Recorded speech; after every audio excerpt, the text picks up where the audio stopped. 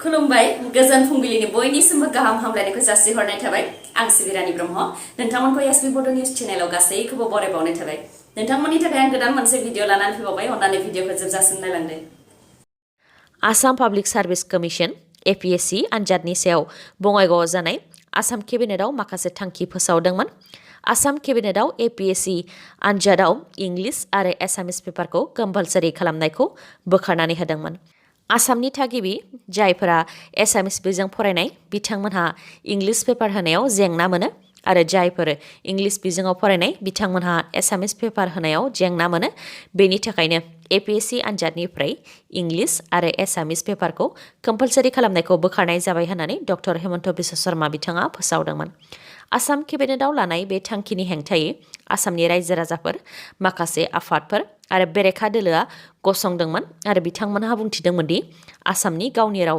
एसामिस रावा खैफोदाव दं होननानै बेनि उनाव डक्टर हेमन्त बिश्व शर्मा बिथाङा गोदानै थांखि फोसावफिनबाय आसामनि थागिबि जाय एसामिस रावजोंनो फरायनाय बिथांमोनहा APSC आनजादनि प्रिलिमिनारि आरो मेन्स मोन्नैबो आनजादाव एसामिस बिजोङावनो आनजादखौ होनो हागोन फैगौ बोसोरनिफ्राय आसाम पाब्लिक सार्भिस कमिसननि जि आनजाद बेनिफ्रायनो एसामिस बिजोंजों फरायनाय फरायसाफोरा APSC आनजादखौ एसामिस बिजोंजोंनो होनो हागोन दुलाराय आसाम ट्राइबेल फरायसा आफादा खौरांगिरि मेल खुंदों NEET 2021 आनजाद जायनि गेजेरजों MBBS आरो BDS कर्सआव मुं थिसननाय जायो बेयाव ST नि खथायाव ट्राइबेल नङै नन ट्राइबेलफोराबो एडमिशन मोननो हानायखौ लानानै दुलाराय आसाम ट्राइबेल फरायसा आफादा खौरांगिरि मेल खुंदों बिथांमोनहा बुंथिदों दि आसामनि डाइरेक्टर अफ मेडिकेल एडुकेशन डिपार्टमेन्टआ ट्राइबेल नङै फरायसाफोरखौ ST नि खथायाव एडमिशन होनानै ST फरायसाफोरनि इयुनजों गेलेनो नाजादों ट्राइबेल नङै फरायसाफोरनोनो ST नि खथायाव एडमिशन होनायाव ST फरायसाफोरा एडमिशन मोननायनिफ्राय गोजानाव थानो गोनां जादों होननानै फोरमायथिदों जायफोर ST नङैफोरा ST नि खथायाव NEET 2021 आनजादनि गेजेरजों MBBS आरो BDS कर्सआव सिट मोननो हादों बेनि मादाव बांसिनानो शर्मा बर'आ कैशप होननानै बुंथिदों बिथांमोनहा बेनिखायनो बेनि सायाव गोजौ थाखोनि नायबिजिरनाय खालामनो थाखाय आसामनि सोलोंथाइ बिफाननि मन्थ्रि डक्टर रनज पेगु बिथांनिसिमबो खावलायहरो बिथांमोनहा नङाब्ला ट्राइबेल फरायसाफोरनि इयुनखौ नायनानै दुलाराय आसाम ट्राइबेल फरायसा आफादा सुबुंखान्थिनि गेजेरजों गोख्रोङै सोमावसारनो गोनां जागोन होननानैबो फोरमायथियो NEET 2021 आनजादाव बेले-बेजे जानायनि अनगायैबो DLED नि मुं थिसननायावबो बेबायदिनो बेले-बेजे जानायखौ नुनो मोन्दों होननानै फोरमायथियो माखासे राजबंसि टाइटेल जाय माब्लाबाबो ST जानो हाया फुकन टाइटेल बेबायदिनो गोबां ट्राइबेल नङै सुबुंफोराबो ST प्लेननि खथायाव DLED आव मुं थिसनदों होननानै फोरमायथियो बिथांमोना ट्राइबेल संघआ ट्राइबेल नङैफोरनो ST सार्टिफिकेट होआब्ला माबोरै ट्राइबेल नङैफोराबो सार्टिफिकेट मोननो हाखो एबा ST सार्टिफिकेट गैयालासे माबोरै ST नि खथायाव एडमिशन मोननो हाखो बेफोरनि सायाव अल आसाम ट्राइबेल संघनि जेनेरेल सेक्रेटारि आदित्य खाख्लारिखौबो नायबिजिरनो थाखाय खावलायहरो बिथांमोनहा BTCआ मा बुस्थु बेखौ प्रमद बर'आ बे 10 दानाव जेबोखौनो बुजिनो हायाखै खालि साप्लाइनि मुङाव रांल' खरसा खालामदों होननानै बुंथियो BTCनि बारग' गाहाय हाग्रामा महिलारि बिथाङा BTCनि बारग' गाहाय हाग्रामा महिलारि बिथाङा उदालगुरियाव BPF दोलोनि गासैबो विंसखौ लानानै वर्कशप खुंदों दासान्दि BTCआव मा जागासिनो दङ आरो BPF दोलोखौ राजखान्थि भाबै माबोरै दैदेनलांगोन बेखौ लानानैनो सावरायनाया जादों होननानै फोरमायथियो हाग्रामा महिलारि बिथाङा लोगोसे बिथाङा बुंथिबावो दि BTCनि मोन 16 डिपार्टमेन्टनि गोहोखौ दिसिनो होनाय ट्राइबेल बेल्ट एन्ड ब्लकनि जेंना बिटिआरनिफ्राय गामि दानख'नाय बेफोर गोबां जेंनाखौ लानानै BPF दोलोनि गासैबो MLA आरो MCLAफोरखौ लानानै आसामनि गिबि मन्थ्रि डक्टर हेमन्त बिश्व शर्मा बिथांजों सावरायलायगोन बेनि अनगायैबो प्रमद बर'आ बे 10 दानाव साप्लाइनि मुङाव बेसेबां खौथि रां खरसा खालामदों मा मावदों मा मावाखै गासैखौबो डक्टर हेमन्त बिश्व शर्मानो खोन्थागोन हाग्रामा महिलारि बिथाङा फोरमायथिबावदों दि 10 दानाव प्रमद बर'आ साप्लाइनि मुङाव 280 कौटिनिफ्राय 300 कौटि रां खरसा खालामदों जाय फिसा खोथा नङा BPF सोरखारा बोसोरसेयावबो साप्लाइनि मुङाव बेबायदि रां खरसा खालामामोन होननानै बुंथिनायजों लोगोसे प्रमद बर'आ BTCआ मा बेखौ बे 10 दानाव जेबोखौनो बुजिनो मोनाखै खालि साप्लाइनि मुङाव रांल' खरसा खालामदों होननानै फोरमायथियो बिथाङा बेनि अनगायैबो BTC रां बावजा जथुम्मायाव BPF दोलोआ बेरेखा दोलो महरै बाहागो लानानै UPPL सोरखारनाव गोबां सोंथि खालामदोंमोन जायनि फिननायखौ UPPL सोरखारा होनो हायाखै आरो UPPL सरकारा रां बावजा जथुम्मायाव मा फिननाय होदों बेफोर गासैखौबो डक्टर हेमन्त बिश्व शर्मानो फोरमायथिनानै होनाय जागोन होननानैबो बुंथिबावो हाग्रामा महिलारि बिथाङा। आसामाव एसामिस रावखौ रायजोनि नाम्बार 1 एबा गुबै राव महरै मान होनाया आसामनि गासैबो हारि आरो दैदेनगिरिफोरनि बिबान। बेखौ बुंथियो मन्त्रि उरखावगोरा ब्रह्म बिथाङा बुंथिदों दि रायजोनि गुबै राव हिसाबै आसामनि गासै हारिनि सुबुंफोरानो एसामिस रावखौ मान होनाया गोनांथार। गासैबो रावखौ सरकारा सन्मान होगोन आरो रैखाथि होनायनिबो राहा लागोन। नाथाय एसामिस रावखौ आसामनि गुबै राव महरै गासैबो जाथि नेताफोरा मान होनाया गोनांथार होननानै बुंथियो बिथाङा। बराक भेलियावनो जा, बड'लेण्डआवनो जा एबा कार्बि आंलंआवनो जा एसामिस रावखौ गुबै राव महरै मान होनो नांगोन होननानै बुंथियो बिथाङा। मख'नो गोनांदि माखासे सान सिगां बराक भेलिनि मेहेरपुर पेट्रल पाम्पआव COVID-19नि बेसेन नाङै भेक्सिन होनायखौ लानानै भारत सरकारनि बेनार एबा हर्डिंखौ एसामिस रावजों लिरनानै फोसावनाय जादोंमोन।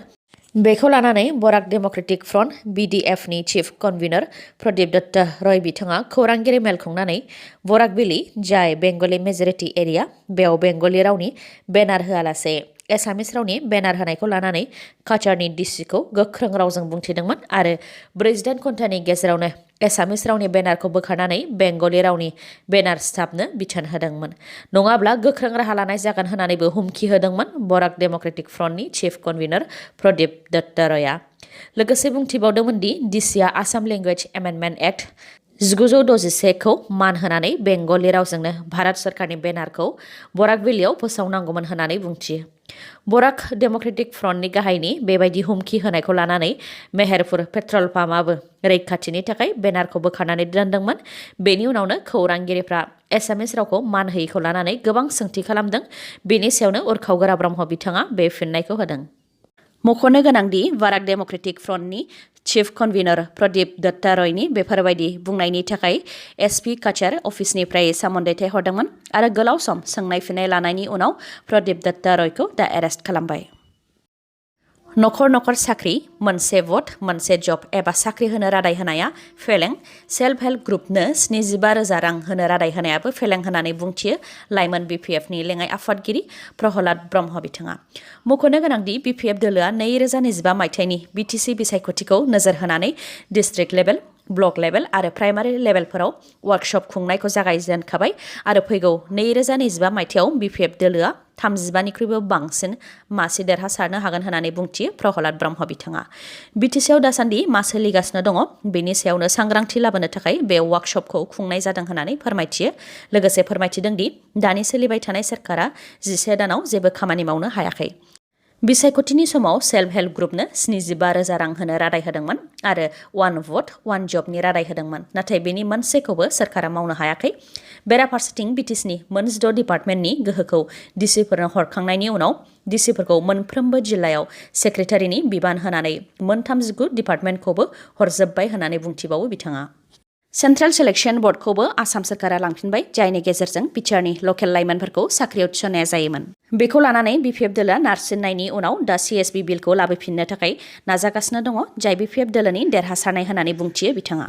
लोगोसे उदालगुरियाव सासे थिकादारनोनो 62 टिका होनायखौ लानानै बिथाङा बुंथियो दि सासेनोनो 62नि टिका होस्लायस्लाय 62 सुबुंनो टिका होनायमोनब्ला लाइमोनफोरा जिउ खुंनायनि राहा मोननो हागौमोन।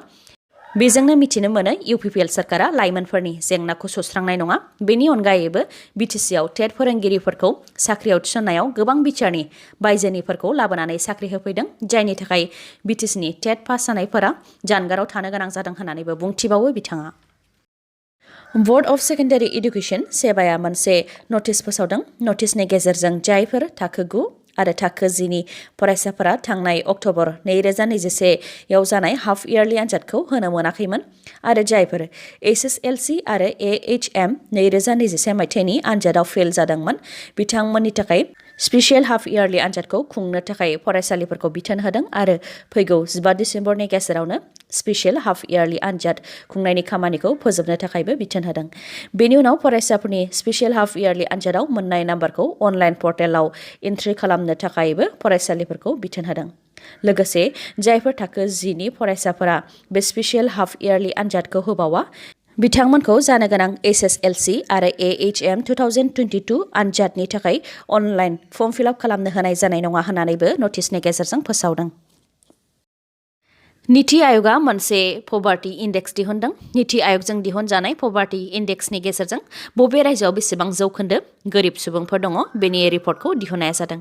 नीति आयोगनि पभार्टी इंडेक्सनि बायदिब्ला नर्थ ईस्टनि मादाव मेघालय रायजोआवनो बयनिख्रुइबो बांसिन गोरिब सुबुं अनजिमा दङ। बेनि उनाव दङ नैथियाव आसाम। बेनि उनाव दङ फारियै नागालेण्ड, अरुणाचल प्रदेश, मणिपुर, त्रिपुरा आरो मिजोराम। नीति आयोगजों दिहुनजानाय पभार्टी इंडेक्सनि बायदिब्ला गासै भारतआवनो बिहारावनो बयनिख्रुइबो बांसिन गोरिब सुबुं अनजिमा दङ। बिहाराव 51.91 जौखोन्दो गोरिब सुबुं अनजिमा दङ। झारखन्डआव 42.16 जौखोन्दो दङ। बेनि उनाव दङ थामथियाव इउपिआव 37.79 जौखोन्दो गोरिब सुबुं अनजिमा दङ। बेनि उनाव दङ मध्य प्रदेश 32.65 जौखोन्दो। बेनि उनाव दङ मेघालया आरो आसाम 32.67 जौखोन्दो गोरिब सुबुं अनजिमा दङ। गुबुन फारसेथिं बयनिख्रुइबो खमसिन गोरिब सुबुं अनजिमा थानाय रायजोआ जाहैबाय केराला 0.71 जौखोन्दो। बेनि उनाव दङ गवा 3.76 जौखोन्दो। बेनि उनाव दङ सिक्किम 3.82 जौखोन्दो। बेनि उनाव दङ तामिलनाडु 4.89। बेनि उनाव पान्जाब 5.59 जौखोन्दो। आसामाव 3 लाख कभिड-19नि गिबि द'जखौ होयोब्लानो गिबि द'ज होनाया रायजोआव आबुं जासिगोन। आसामनि गिबि मन्थ्रि डक्टर हेमन्त बिश्व शर्मा बिथाङा खौरांगिरि मेल खुंनानै कभिड-19नि सायाव फोरमायथिदों दि फैगौ 29 नभेम्बरनिफ्राय 5 डिसेम्बराव मोनसे स्पेसियेल प्रग्राम लादों।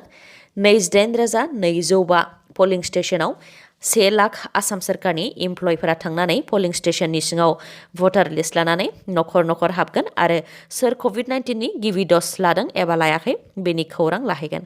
जायफोरा कभिड-19नि गिबि द'जखौ दासिमबो लायाखै बिथांमोनखौ फैगौ 5 डिसेम्बरनिफ्राय 10 डिसेम्बरनि गेजेराव कभिड-19नि गिबि द'जनि भेक्सिनखौ थुनाया जागोन। फैगौ 10 डिसेम्बरनि गेजेरावनो रायजोआव कभिड-19नि गिबि द'ज होनायखौ आबुं खालामनायनि थांखि लादों रायजो सरकारा। डक्टर हेमन्त बिश्व शर्मा बिथाङा फोरमायथिनाय बायदिब्ला रायजोआव गासै 2,10 लाख कभिड-19नि गिबि द'जखौ होनाया जाखाबाय। 3 लाख होबावोब्लानो गिबि द'जनि भेक्सिन होनाया आबुं जासिगोन आरो रायजोआव 1,15 लाखनि बांसिन नैथि द'जखौ होनाय जाबाय। दिनैनि भिडिअ'आ एसेनोसै। गाबोन आरो गोदान भिडिअ'जों लोगो मोनफिनबावगोन। नोंथाङा दासिमबो आंनि चेनेलखौ साबस्क्राइब खालामाखैबा अन्नानै साबस्क्राइब खालामदो, लोगोसे लाइक, कमेन्ट आरो शेयार खालामनो दाबाव। गोजोन्थों।